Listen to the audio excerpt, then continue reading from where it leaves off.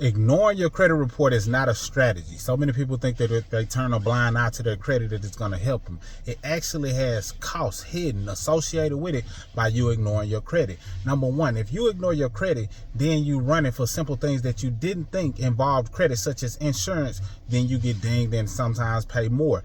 As it relates to applying for maybe apartments, you can end up having to pay a high deposit. If you have utility bills, but you've ignored your credit, now you end up having to pay a little bit more or end up putting a deposit down just because of that alone. It can even keep you from getting access to certain jobs. So it might be a job that you applied for that you didn't get because something on your credit hindered you from getting that job. What if it was a promotion that you might have wanted and you couldn't get the promotion because of something on your credit ignored you? How much money would that cost you if you didn't get a particular job that you wanted? How much money would that cost you if you didn't get the particular promotion that you wanted?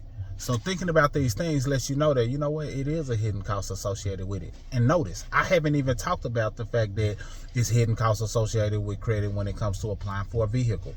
They do what's called predatory lending, and that is on the rise in some cases due to the fact of the changes that are happening with the new administration. But predatory lending basically says, listen, you have less than ideal credit. We need to make sure we get our money back from you as soon as possible. We want to charge you more so that way we get our money back as soon as possible. But it hurts you because it's an astronomical amount, but you know you needed the item or the card or whatever it was at that time.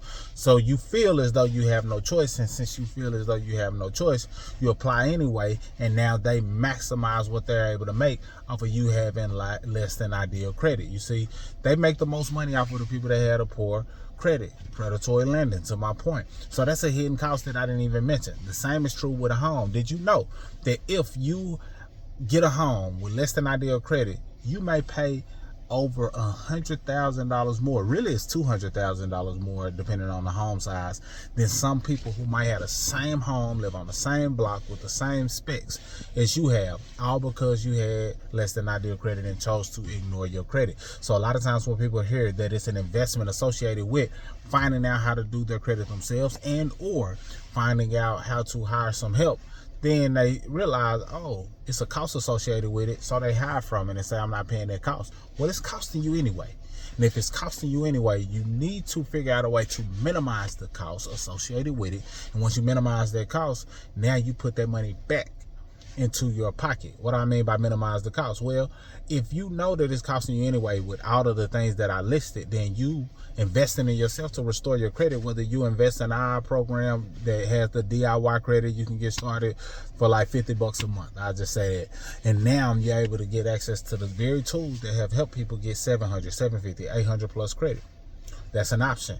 And now you've invested in yourself, but you save tens of thousands in other areas because you're not missing out on opportunities unnecessarily.